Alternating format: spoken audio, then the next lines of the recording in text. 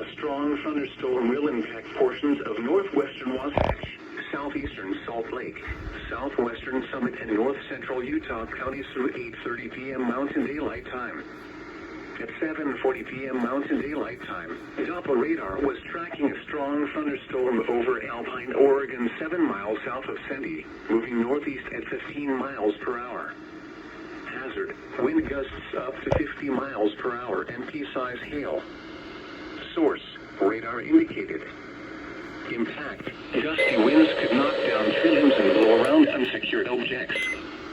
Minor damage to outdoor objects is possible.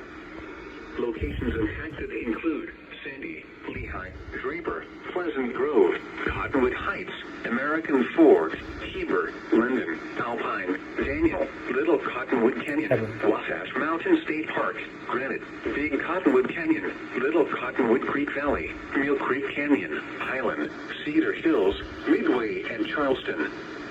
This includes Interstate 15 between mile markers 276 and 284, and near mile marker 289.